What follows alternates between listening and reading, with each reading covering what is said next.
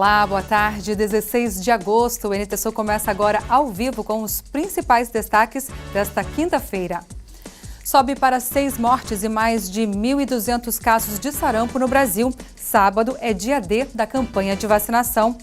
Mais uma audiência pública sobre o projeto de reajuste do IPTU em Cachoeira do Sul. Hoje os vereadores estarão no bairro Noêmia. Está aberta a Feira do Livro do Colégio Ubra São Pedro, edição especial para os estudantes. Que eles tenham acesso à leitura, percebam a sua importância, se sintam motivados para a leitura. Passagem de ônibus mais cara em Cachoeira do Sul. Conturbe aprova aumento da tarifa do transporte urbano. A campanha eleitoral começa oficialmente hoje com 13 candidatos à presidência. E vem aí mais pesquisas eleitorais. Será que dá para confiar nessas pesquisas? Abordamos o assunto hoje em entrevista especial.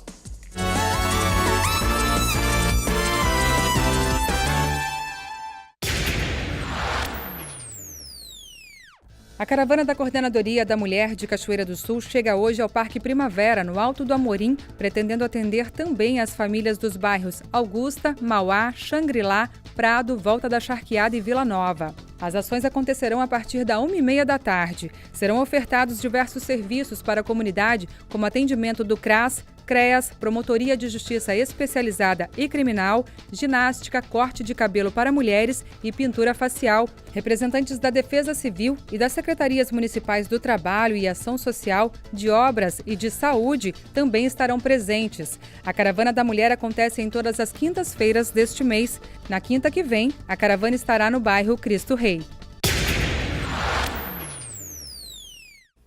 Dando sequência ao cronograma de discussões sobre o projeto de reajuste do IPTU em Cachoeira do Sul, os vereadores chegam hoje ao bairro Noêmia para ouvir os cachoeirenses sobre a proposta que já tramita no Legislativo para votação. Na cidade de Canguçu, no sul do estado, os vereadores aprovaram o reajuste do imposto sob protestos dos moradores. E hoje, a partir das 7 horas da noite, o mais populoso bairro de Cachoeira do Sul, o bairro Noêmia, recebe os vereadores para a discussão do projeto de lei do Executivo Municipal, que prevê o reajuste dos valores do Imposto Territorial Urbano, o IPTU. O encontro, que inicia às 7h30 da noite, acontece na Escola de Nanere Pereira e pretende abranger, além do Noêmia, os bairros Medianeira, Santa Helena, Santa Terezinha, Eucaliptos, Coabe, Tibiriçá, Leopoldina, Passo da Areia e Universitário. As audiências públicas definidas pela Câmara de Vereadores percorrerão regiões da cidade privilegiando mais de um bairro, para que as discussões sejam concluídas antes do final do ano e do recesso dos parlamentares. Ainda que a proposta seja aprovada até o final deste ano, o prazo é curto para que o Executivo já implemente os novos valores nos carnês de 2019, que começam normalmente a ser impressos nos primeiros dias do ano.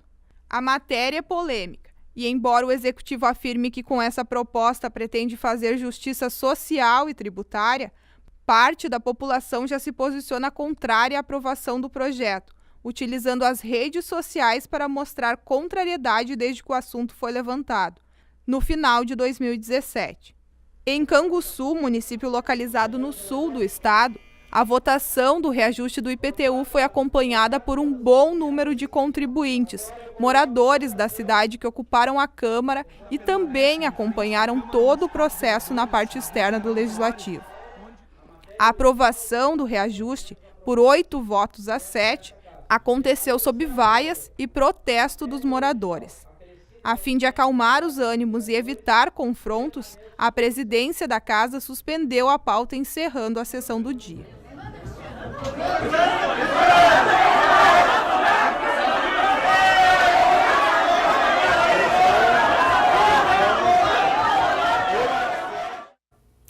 Sobe para 6 mortes e 1.237 casos de sarampo no Brasil. A doença estava erradicada no país desde 2016. A campanha, que começou dia 6, vai até dia 31 de agosto e neste sábado será realizado o dia D. A meta do governo é vacinar 95% do público-alvo, que abrange 11 milhões de crianças em todo o Brasil. Neste ano, a campanha é indiscriminada, portanto, todas as crianças de 1 a 5 anos devem ser vacinadas, independentemente da situação vacinal, segundo o Ministério da Saúde. A ação envolve todos os postos de saúde do Brasil. As doses são para todas as crianças entre 1 ano e menores de 5 anos de idade.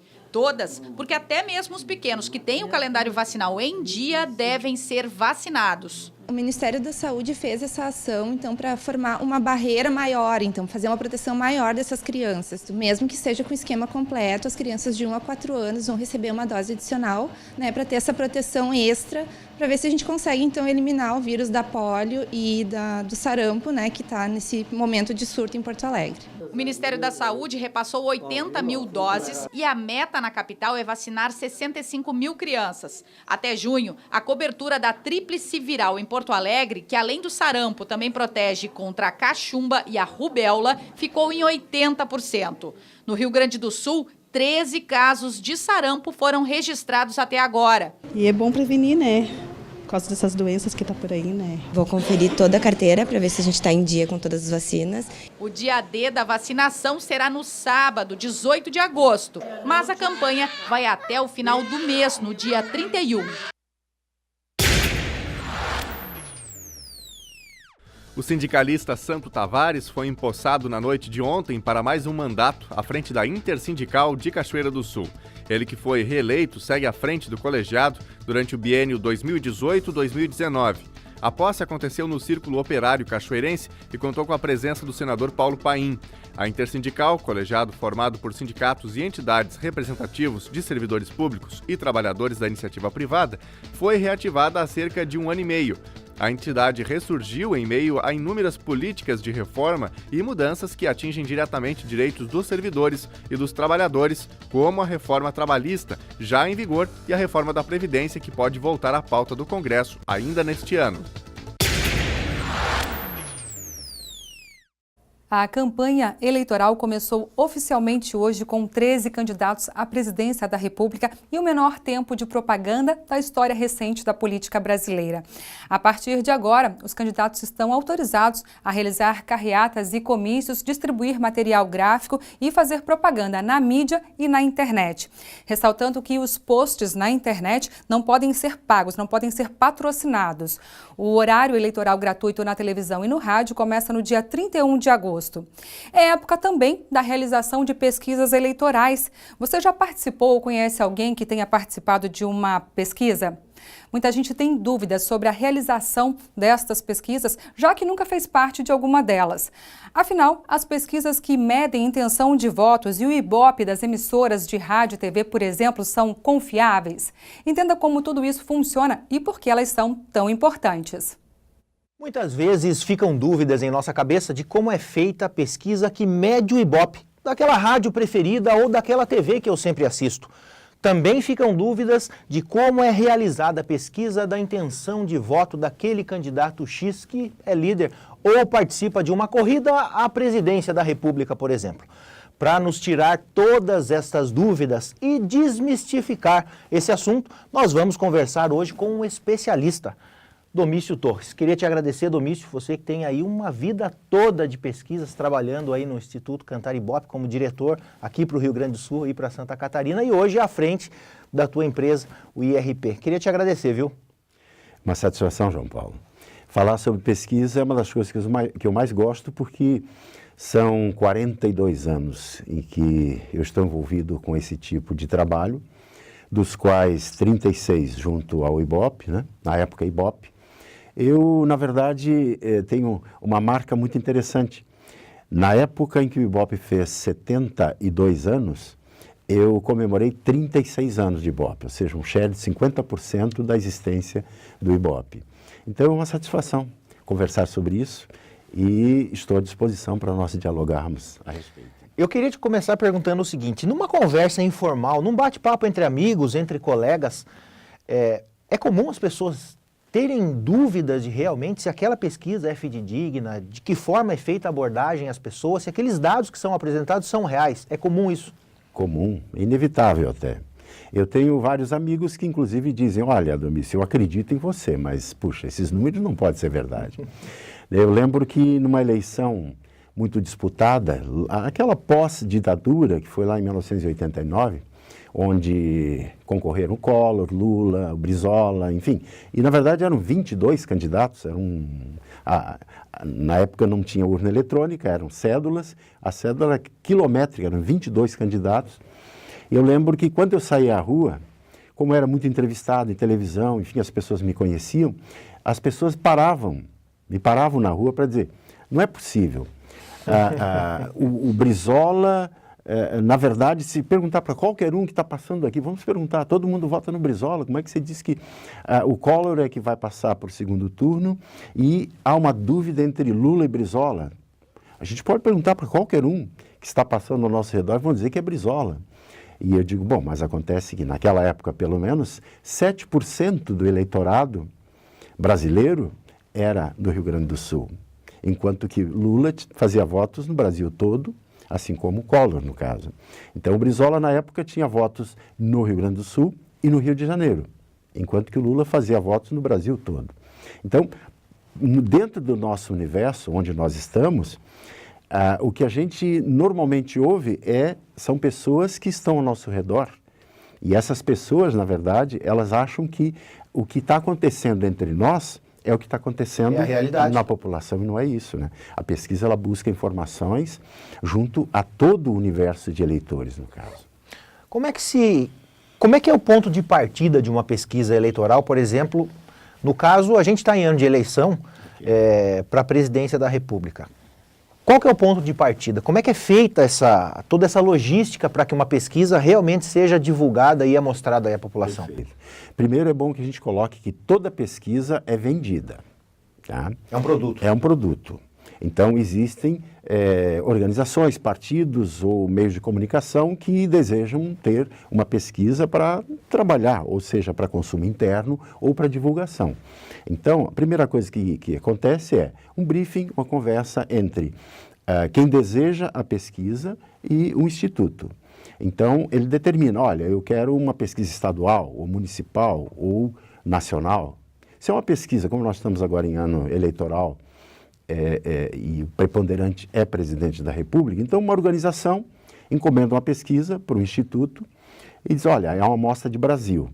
Então, feito, digamos, a negociação, envia-se a proposta, um determinado valor, uma vez havendo aceitação, começa a trabalhar, então, a área de estatística do Instituto, onde ali estão estatísticos formados, profissionais competentes, que vão trabalhar para elaborar a amostra. É fundamental esse trabalho porque a pesquisa, ela vai entrevistar uma pequena parte de um todo, mas ela tem que ser uma cópia fiel do todo. Então, os estatísticos do Instituto vão buscar informações junto ao IBGE, junto ao TSE, para saber como é a composição da população brasileira, que vai ser, no caso, estudada. Então, digamos, foram determinadas 2.000 entrevistas. Essas 2.000 entrevistas, elas serão uma cópia fiel do todo da população brasileira. Não estarão ali, evidentemente, todos os municípios, afinal, o Brasil tem hoje em torno de 5.000 municípios, e digamos, são selecionados alguns desses municípios que receberão a visita dos pesquisadores. Então, essas 2.000 entrevistas, elas são distribuídas e cada instituto tem seu critério. Onde eu trabalhei, por exemplo, no IBOP, as variáveis controladas, que é o que a gente chama, elas são muito rigorosas.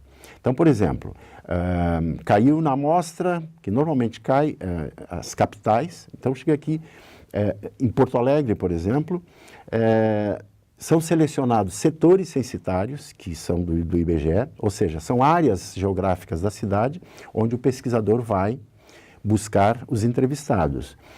Ali ele vai procurar pessoas de determinado sexo, idade, grau de instrução e ramo de atividade. Ou seja, não é uma pesquisa aleatória pegar qualquer pessoa na frente, como muitas vezes a gente acha que é. Pensa que é só sair para a rua e perguntar para as pessoas. Não, o filtro do IBOP é muito rigoroso. Ele, por exemplo, a pessoa tem que morar em determinado bairro, ali ele tem que procurar, digamos, hipoteticamente, uma mulher de 25 a 29 anos que tenha grau de instrução, ensino médio, que seja dona de casa, mas que o marido trabalhe no comércio como empregado. Então, naquela área, ele tem que procurar uma pessoa com essa característica. Só depois disso é que ele vai aplicar a entrevista. Então, veja, é um filtro bastante rigoroso. Existem institutos que eles trabalham em pontos de fluxo.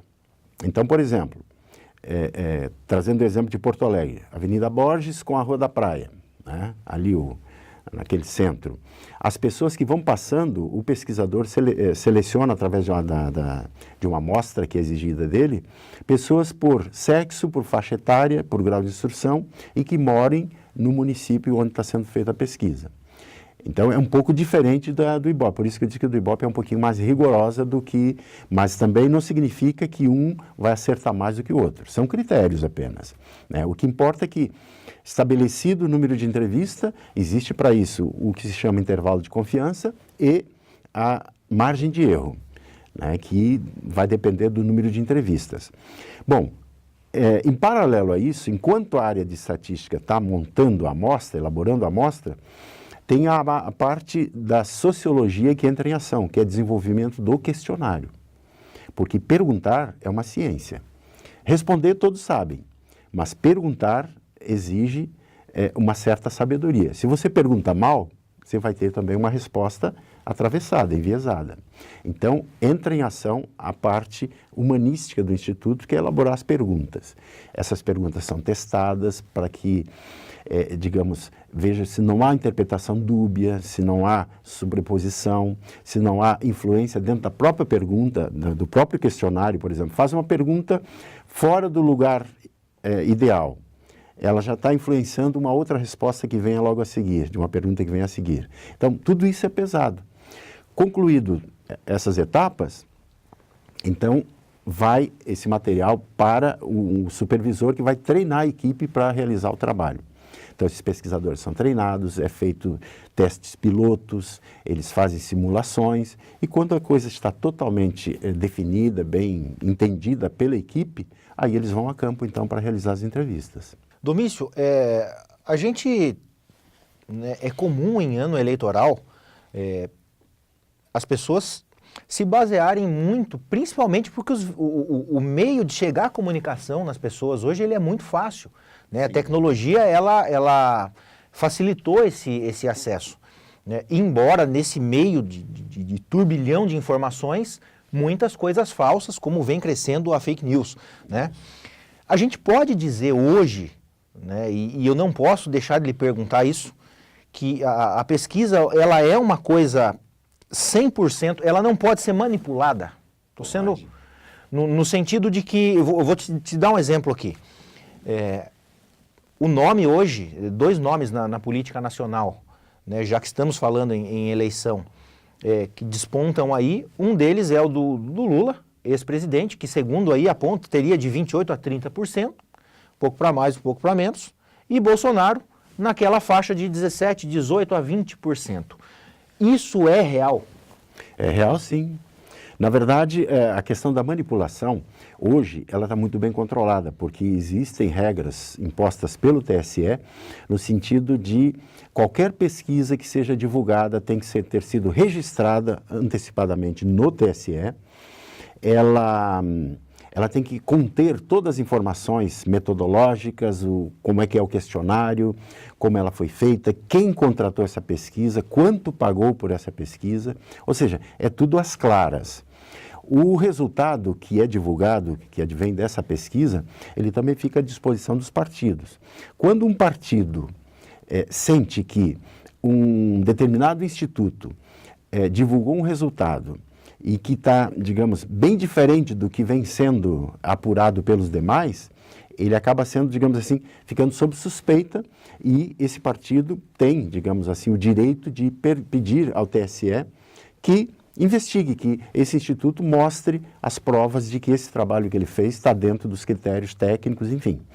Então, a manipulação, ela dificilmente vai acontecer junto a institutos tradicionais, institutos fortes, institutos sérios, cuja, digamos assim, cuja ação deles depende exatamente dos resultados de pesquisa. A pior coisa que existe é existir a eleição, a pesquisa prognosticou um determinado resultado e a urna mostra um resultado totalmente diferente do que aquilo que foi apurado pela pesquisa. Eu ia lhe perguntar isso. Isso é a pior coisa que existe, quer dizer, nenhum instituto quer que isso aconteça, ou seja, todos trabalham a fim de que o trabalho esteja tecnicamente perfeito, que o campo tenha sido realizado também de uma maneira correta. Podem existir fatos novos entre uma pesquisa que está sendo divulgada hoje e outra que foi divulgada dias depois, pode nesse ínterim ter existido fatos novos que podem ter mudado isso aí. Uma greve dos caminhoneiros, por exemplo, alguém que tenha feito uma pesquisa antes, poucos dias antes, e alguém que tenha feito logo depois, o impacto dela com certeza vai influenciar, seja em posicionamento pró ou a favor, né, de um candidato ou contra um candidato, isso inevitavelmente vai acontecer. Agora, a manipulação de resultados existia no passado de uma forma intensa, onde nem existiam pesquisas que eram divulgadas por candidatos, por partidos, que a pesquisa nem existiu. Era simplesmente para tentar fazer a cabeça das pessoas. Induzir a pessoa ao voto, né? Exatamente. Convencimento. Né? Mas isso foi, de fato, saneado. Né? Com o controle que existe pelo TSE hoje, esse tipo de instituto, entre aspas, eles desapareceram. Da noite para o dia eles sumiram porque eles não tinham embasamento, não tinham realmente a condição técnica legal para divulgar uma pesquisa. Então, nesse aspecto, houve uma depuração. E o resultado que a gente ouve, as divulgações que a gente vê hoje em dia, são realidade, sim, porque são feitos por institutos realmente sérios, competentes, e a realidade é essa, quer queiramos, quer não.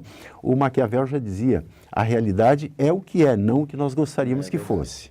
Então, a pesquisa levanta a opinião, o posicionamento, a postura da população diante daquilo que é colocado para ela optar. E o que a gente tem visto hoje, de fato, são esses resultados, são fidedignos. Agora, isso é o resultado desse momento. A pesquisa não tem poder nenhum de antecipar resultado de eleições. A pesquisa, ela trabalha com a realidade do dia. É como se fosse uma fotografia. Né? Vocês que trabalham com meio de comunicação sabem que se acontecer um acidente em alguma esquina qualquer e o fotógrafo vai lá e documenta esse acidente, isso é de algo que já aconteceu. Sim. Não tem como você ter uma fotografia de algo que vai acontecer. É a mesma coisa que acontece com a pesquisa. A pesquisa, ela é a realidade de algo que já ocorreu. Então, por isso que é fundamental que você tome conhecimento de qual o período de campo. E isso todos os meios de comunicação divulgam. Pesquisa foi realizada entre os dias tais e tais. Então, essa é a realidade daquele momento. Nunca vai, digamos assim, ela vai trazer ou tem a pretensão de dizer que lá em outubro o posicionamento dos eleitores vai ser tantos por cento para um candidato ou para outro. Se a eleição fosse hoje... Essa é a técnica.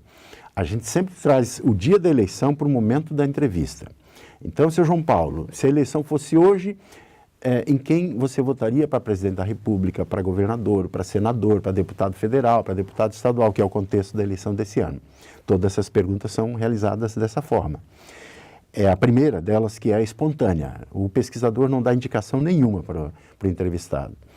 Feita essa pergunta, ele então faz a segunda, onde ele dá um disco de papel com o nome de todos os postulantes, né, os candidatos, e aí ele faz então, traz de novo o momento da eleição para aquele momento e pergunta, se a eleição fosse hoje e os candidatos fossem estes, dá o disco de papel com o nome dos candidatos, ele pergunta em quem o senhor votaria.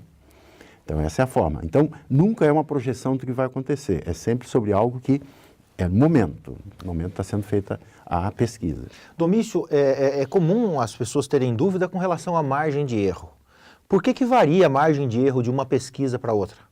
A margem de erro ela tem a ver com o número de entrevistas. Quanto maior o número de entrevistas, menor vai ser a margem de erro. O contrário também, quanto menor, maior vai ser a margem de erro. Então, uma pesquisa eleitoral hoje para dizer quem vai ser o presidente da República, ela normalmente é feita com 2.000 entrevistas. 2.000 e pouco, enfim, nessa faixa. No país todo. No país todo. E aí a margem de erro é 2 pontos percentuais. Então, é bom que a gente esclareça que 2 pontos percentuais não são 2%. Né? 2% de 2.000 é uma coisa, 2 pontos percentuais é outra coisa. Então, por exemplo, se um candidato tem 30 pontos percentuais de preferência do eleitorado, se a margem de erro é 2 pontos percentuais, na verdade ele pode ter 32 ou 28. Ou seja, seguramente ele estaria com esse percentual se a eleição fosse hoje. Por isso que é sempre divulgado lá na véspera da eleição o que se chama de prognóstico eleitoral. É a única pesquisa que tem essa presunção de querer antecipar o resultado da eleição. Porque, afinal de contas, a eleição vai ser, tipo, no dia seguinte. Então, na véspera é divulgado o prognóstico. E aí o candidato que tenha 30 pontos percentuais e a margem de erro é 2, no dia da eleição ele vai ficar entre 28 ou 32. Se não der esse resultado, aí a pesquisa errou. E a pesquisa pode errar, porque a pesquisa, na verdade, ela não trata com números absolutos, ela trata com estimativas. Né? Veja, 2.000 pessoas para representar o universo de 100 e tantos milhões de eleitores é algo quase que mágico. Quase mágico. E, via de regra, ela acerta quase que na mosca. Já aconteceu no meio do caminho de dar um número numa pesquisa e o final, o resultado ser completamente outro? Você teve alguma experiência assim nesses mais de 40 anos? Já teve sim. E como é que vocês que trabalham com esses números entendem isso aí? Quando vê um resultado, você fala, não é possível que aconteceu isso. É uma frustração, uma infelicidade. Mas como a gente entende o processo, sabe que por mais que você cuide, por mais que você tenha todos, digamos assim, todos os elementos controlados, enfim, pode acontecer. Porque, repito, é um número pequeno que é entrevistado diante de um grande número que vai, de fato, votar. O que acontece é que, assim, isso no Brasil é um risco sério para os institutos de pesquisa, que é o quê? Os partidos políticos, eles não são fortes. As pessoas não votam mais, como lá no passado remoto, em cima de partidos. Elas votam em candidatos. E hoje, eu diria, a situação piorou porque elas não votam mais nem no candidato, é na performance diária do candidato. Então, um candidato que, para ela, digamos, para aquela pessoa, é o preferido, mas ele, num discurso, ele disse alguma coisa que desagradou, imediatamente ela já muda de candidato. Ou seja, é algo muito frágil para se trabalhar. Eu até vou dar um exemplo assim muito banal, mas você está no dia da eleição, sai de casa para ir para o local de votação. Está caminhando, descontraído, vai atravessar a rua e vê um carro, né, numa certa velocidade que você não notou, quase atropelado, você leva aquele susto. E você olha atrás daquele carro, no para-brisa traseiro, está a foto do candidato que você pretendia votar. Você fica indignado com aquele fenômeno que aconteceu com você naquele momento, que você chega na cabine e diz, não vou mais votar nesse cara. Ou seja, muito frágil. E eu tenho certeza que nossos telespectadores certamente já passaram por isso, de ou ela, né, ou esse telespectador, ou algum conhecido que foi, digamos assim, decidir em quem votar lá na cabine, ou até saiu de casa com a intenção de votar num candidato e lá na cabine ele diz assim, quer saber, eu vou votar nesse outro. Ou seja, são coisas muito frágeis e a pesquisa está no meio disso.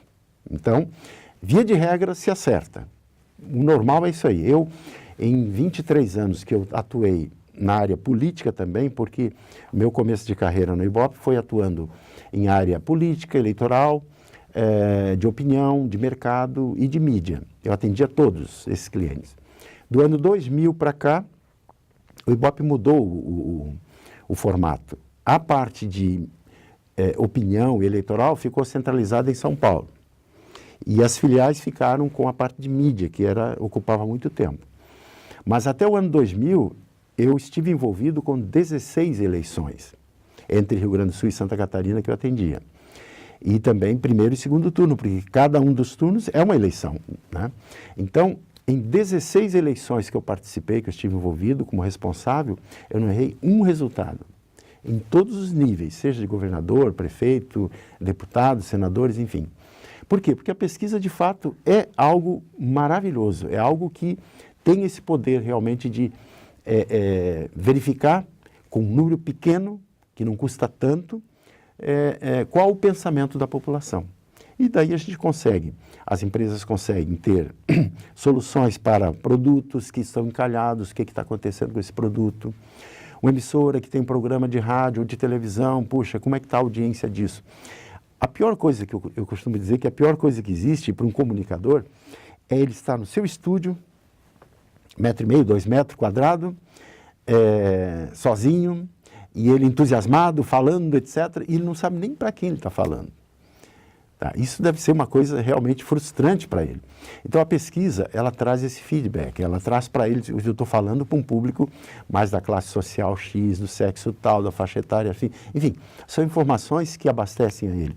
Se porventura a proposta do programa era uma de atender um determinado público e o resultado que vem de campo é outro, vai fazer com que ele ou mude a linguagem ou mude o estilo do que ele está fazendo para tentar atingir aquele público que para a emissora é importante atingir naquele horário. Domício, quero te agradecer, sucesso para você como pessoa, sucesso ao IRP, né, que tem esse trabalho fantástico.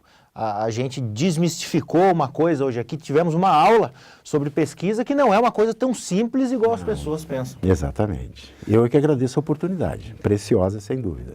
A gente volta com vocês aí no estúdio depois dessa aula com Domício Torres. De fato, uma aula. Obrigada, João Paulo, pelas informações. Agora, 12h33, pelo horário de Brasília, nós vamos para um rápido intervalo e a seguir você vai ver passagem mais cara para os cachoeirenses. Conturbe aprova a tarifa de R$ 3,69. E começa a Feira do Livro do Colégio Ubra São Pedro. A edição deste ano é especial para os estudantes. Eles tenham acesso à leitura, percebam a sua importância, se sintam motivados para a leitura.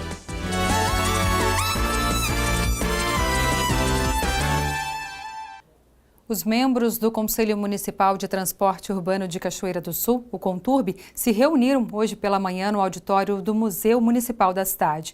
A pauta de discussão foi o valor da nova tarifa do transporte coletivo urbano de Cachoeira do Sul. Os representantes da empresa de ônibus Nossa Senhora das Graças e os membros do conselho não chegaram a um consenso quanto ao valor da nova tarifa. A empresa TNSG sugeriu o valor de R$ 13,74 por passagem. Segundo cálculos feitos pela Prefeitura, o valor não pode ultrapassar os R$ 3,52. Coube ao presidente da CACISC, Fábio Silva, que também é relator do processo, apresentar o valor de R$ 3,69, o que, segundo ele, seria o valor justo da tarifa em Cachoeira do Sul. Como é em todos os casos, esta vez, então, por forma de rodízio, a CACISC foi escolhida para ser relatora dentro do Conselho Conturbe. E a gente fez uma reunião com a Prefeitura Municipal, com a equipe da Prefeitura que fez o cálculo da Prefeitura e chegou ao valor de R$ 3,52. E fizemos também com a empresa de ônibus, que chegou a R$ 3,74. Entendemos que os pontos divergentes dos dois cálculos eram o valor do óleo diesel e o índice usado para a manutenção dos veículos. E, após isso, tivemos o trabalho e o cuidado de fazer uma tomada de mercado, analisar o mercado e chegamos à conclusão que o valor do óleo diesel na planilha de cálculo não deveria ser usado nem o da Prefeitura e nem o da empresa, e um valor mais real, hoje usado, praticado após o subsídio dado pelo governo federal após a greve dos caminhoneiros. E o índice também, entendemos, analisando as ruas que os ônibus trafegam hoje, diferente de municípios vizinhos com ruas melhores, que poderia ser utilizado o índice máximo de manutenção. E aí chegamos de forma técnica, isenta o valor de R$ 3,69 como sugestão para o prefeito acatar na nova tarifa de ônibus. Colocada em votação as 3 sugestões de tarifa, a proposta do relator foi a vencedora com 8 votos. A proposta da Prefeitura foi acatada por 5 conselheiros. Coube ao diretor operacional da TNSG, Valdir Souza, o único voto em favor da proposta mais cara, a da própria empresa, no valor de R$ 3,74. Presente na reunião e representando o prefeito municipal, o secretário de Planejamento, Luciano Lara, reafirmou o posicionamento do executivo. O estudo apresentado pelo município de R$ 3,52 é o justo, segundo o secretário. O nosso cálculo, sim, é definitivo. Por quê? Porque eu como secretário do Planejamento, eu tenho que confiar naquelas pessoas técnicas que foram delegadas por nós mesmos para fazer essa atualização da passagem do transporte coletivo da nossa cidade. Ou seja, não teria lógica eu estar em desacordo com aqueles técnicos que a gente mesmo nomeou para que fizessem um estudo e, em cima desse estudo, chegasse à conclusão que fosse uma tarifa justa para a nossa sociedade pagar de tarifa no nosso transporte coletivo urbano. O relator reafirmou ainda que o processo não pode ser feito de forma política.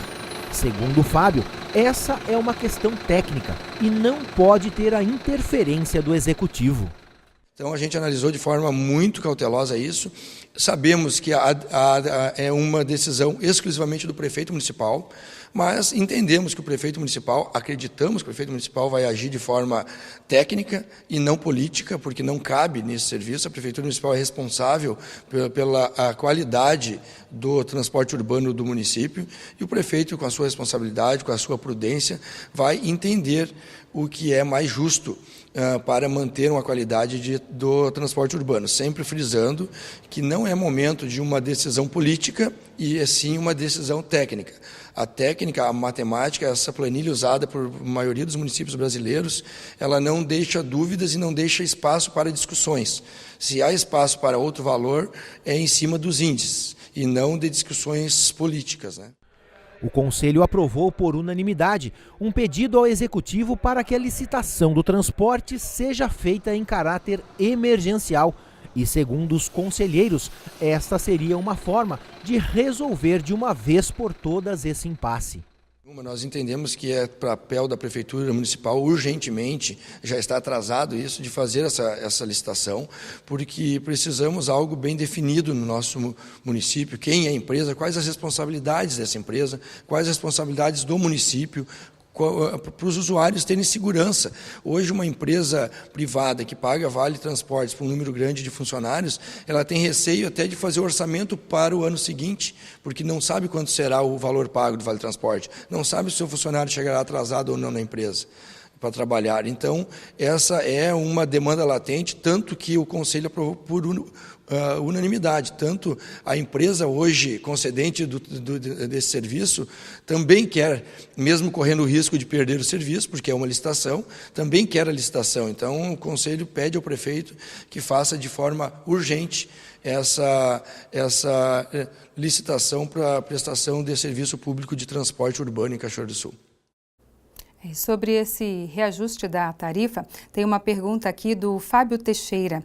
Ele diz o seguinte: bom dia, minha amiga Darcy, aqui é o Fábio Teixeira, gostaria de saber se a empresa vai devolver esse 1 centavo de cada passagem. Tá aí a pergunta. Isso é um absurdo, diz ele, com a qualidade, a péssima qualidade dos nossos ônibus. É muito caro. Pergunta para eles se vai ter melhoria nos ônibus. Tá aí a pergunta do Fábio Teixeira, obrigada pela sua participação. Eu já te adianto que 1 centavo não vai devolver, com certeza, né? Afinal, nós não temos mais essa moeda em circulação. É realmente um absurdo. A Elizabeth Bittencourt está mandando mensagem para a gente aqui, toda cheia de carinhas aqui, de corações. Obrigada pelo carinho, viu? Se recupere bem. A Elizabeth Bittencourt está no quilômetro 0. Ela diz que ama muito a gente aqui do NT Sul. Obrigada pelo carinho de coração, viu, Elizabeth? Tudo de bom para você.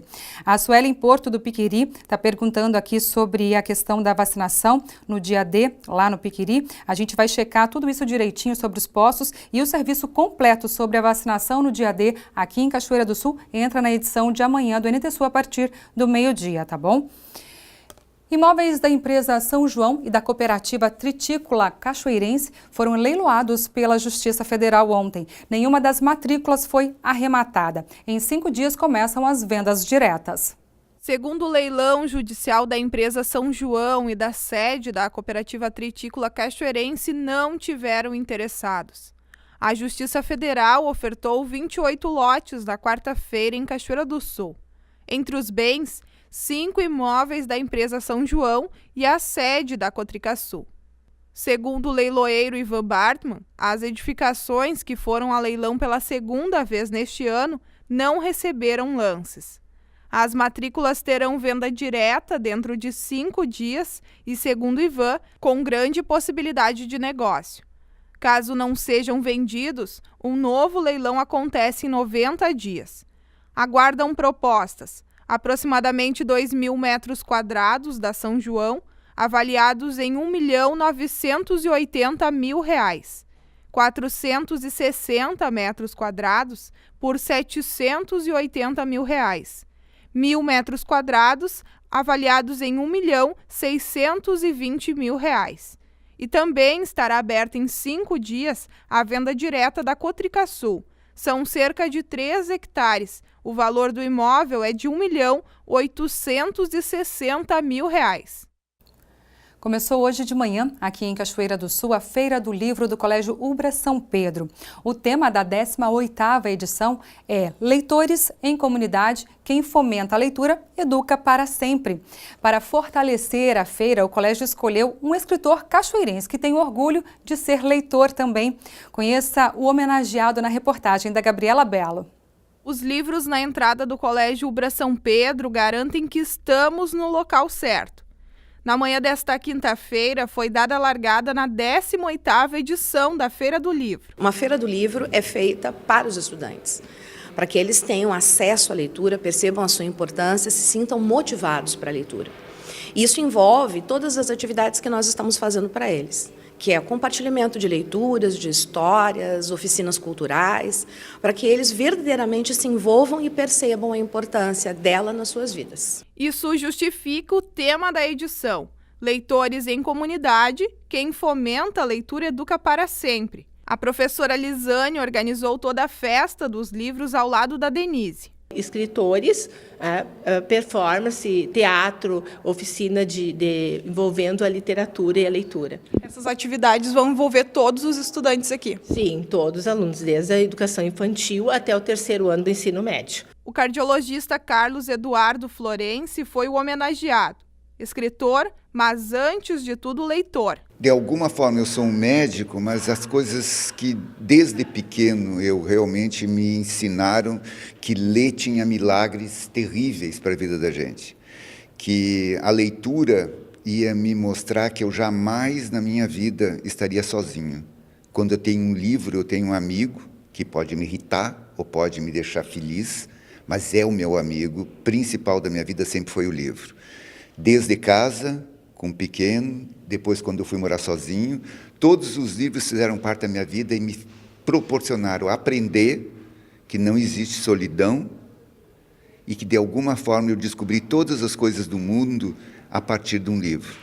Quando me perguntaram o que de alguma forma, por que eu não escrevo um livro? Sempre tem 1000 planos, os livros estão todos nos rascunhos, mas eu escrevo no jornal sobre cultura, sobre literatura, sobre livros, e de alguma forma, para mim, o importante e o interessante é saber que a minha companhia maior em todo esse tempo foram os livros. Eu nunca fui sozinho. Então, eu sempre estou com alguém. Esse alguém é um escritor de um livro, né, que me irrita às vezes, que me dá prazer às vezes, que me faz chorar às vezes, mas a literatura ela me ensinou a que a solidão não existe. O Colégio Ubra São Pedro comemora no dia 17, próxima sexta-feira, 21 anos de existência em nosso município. E nós sempre procuramos deixar a nossa festa maior, que é a festa dos livros, para este período tão importante do nosso calendário escolar. Eu gostaria de convidar toda a comunidade de Cachoeira do Sul para estar conosco nestes 2 dias de festa. As atividades da manhã lotaram o auditório. No palco, alunos do colégio.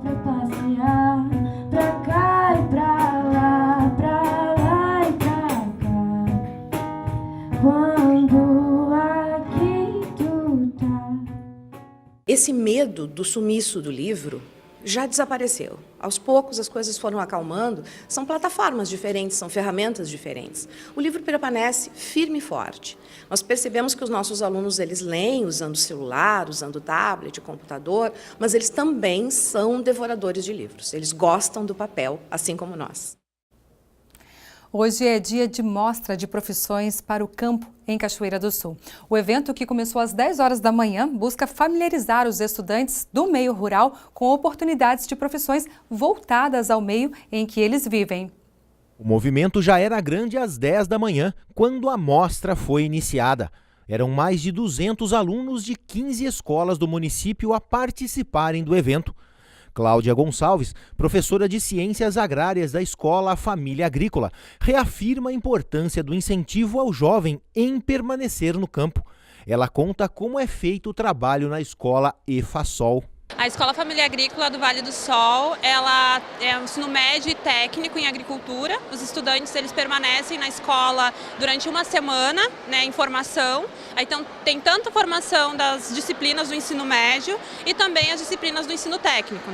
A pedagogia que nós desenvolvemos na escola é a pedagogia da alternância, que alterna tempo e espaço. Então os estudantes eles ficam uma semana na escola, aprendendo algumas técnicas e conhecendo algo mais científico.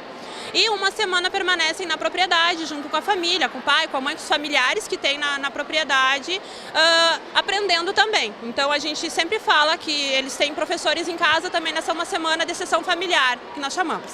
Então durante 3 anos, então primeiro, segundo e terceiro ano de formação, eles ao final desses 3 anos eles concluem o ensino médio, mais meio ano de estágio, em torno de 400 horas, conclui o curso técnico em agricultura, que pode ser registrado no conselho, que no caso é o CREA, e podem trabalhar nas diversas áreas que tem de campo para o técnico. A secretária de Educação de Cachoeira do Sul confirmou o sucesso do evento ao ver o grande número de participantes. Para nós, ficamos muito felizes porque nós conseguimos trazer um grande número de participantes, inclusive de outros municípios, para mostrar, sim, que existe possibilidades, que os nossos alunos, os familiares podem permanecer no campo, tendo uma qualidade de vida e tendo uma profissão, um ganho, então uma qualificação, porque hoje nós temos muitas pessoas que não acreditam nessa possibilidade. Então nós, enquanto educação, e incentivando a questão também da educação do campo, nós estamos oferecendo então a oportunidade tanto para os nossos jovens que estão aí em massa, mas também para a comunidade vir conhecer também todo o trabalho dos expositores. Por que é importante esse tipo de evento? Até porque há uma tendência de saída de jovens do campo para a cidade. Sim, esses momentos de encontro servem também para as crianças e adolescentes que estão no campo e não veem como uma perspectiva permanecer no campo como agricultor ou até mesmo como um técnico ou qualquer outra profissão que o campo necessita. Na escola nós trabalhamos com os estudantes para que eles reconheçam e valorizem o campo. Valorizem a propriedade, valorizem as tarefas, os afazeres que a família faz, porque acho que tão importante quanto permanecer no campo é permanecer com qualidade de vida, é permanecer com trabalho digno, e reconhecer aquilo que é realizado pela família. Então esses eventos, esses encontros são importantes para que se fortaleça a rede, por causa que assim como a escola faz esse trabalho, não somos só nós, existem outras entidades que também participam, e também organizam tanto a juventude quanto também as mulheres. Nós temos um trabalho muito forte também com as meninas de empoderamento, para que não é só homem que fica no campo. Nós precisamos que as mulheres permaneçam no campo e a educação passa por isso, passa pela agroecologia, passa pelas mulheres no campo, passa pela produção de alimentos de qualidade e alimento de verdade. E um dos trabalhos que a gente realiza lá também são com as sementes crioulas. Então tem uma série de coisas que podem ser vistas nesses encontros a partir disso. O NT Sul desta quinta está terminando, mas antes deixa eu fazer interação aqui com o pessoal que está mandando mensagem para a gente pelo WhatsApp. Você também está convidado a curtir a nossa página no Face, viu? É só acessar facebook.com/TV Cachoeira ou procurar lá na barrinha de busca do Face por TV Cachoeira, curtir a nossa página para você sempre estar atualizado sobre as notícias aqui de Cachoeira do Sul e de todo o Rio Grande do Sul, viu? O Jean está pedindo um abraço para a família Lemes, é o tio Valdomiro e a tia Jocelaine. Estamos assistindo, mandando beijo aqui pra gente. Obrigada, um abraço grande para todos vocês aí também, para a família toda, viu, Jean? Obrigada pelo carinho. Suelen Porto do Piquiri também está comentando aqui com a gente. Deixa eu ver quem mais está conosco. Tá, o William Barreto comentando aqui sobre a vergonha do aumento absurdo das passagens aqui em Cachoeira do Sul. Obrigada pela sua participação, viu, William? Tem mais gente conosco aqui, a Janaína... Lucas Tati está mandando uma boa tarde pra gente. Obrigada, Lucas. Tudo de bom para você, viu? Só um minutinho, a gente vai olhar. Tá. A Janaína, da Volta da Charqueada, acha um absurdo esse aumento, sendo que os ônibus não têm hora certa para passar e quem depende de ônibus para ir até a Ubra nunca sabe se vai chegar a tempo. A gente paga caro por um serviço ruim. É a opinião da Janaína, da Volta da Charqueada. Inclusive, nós já passamos essa demanda para a autoridade de trânsito, que tem que fiscalizar essa questão dos horários de ônibus, aonde o ônibus para, enfim. Já foi reclamado aqui, no dia que o Lara esteve aqui na TV Novo Tempo, que os ônibus param no meio da rua. Então isso já foi passado, essa demanda já foi passada pela nossa equipe aqui para o Lara, para que ele possa apurar isso aí e fiscalizar de fato essa questão dos ônibus, tá? Ela também está agradecendo aqui por a gente dar voz ao povo. Nem precisa agradecer, é a nossa missão aqui, viu? Muito obrigada pelo carinho da companhia e pelas mensagens. Fábio Teixeira, do bairro Quinta também, esse aqui eu já li. Obrigada a todos pela participação. Amanhã, ao meio-dia, nós estamos de volta com o NT Sul. Eu espero por você uma ótima tarde. Até amanhã.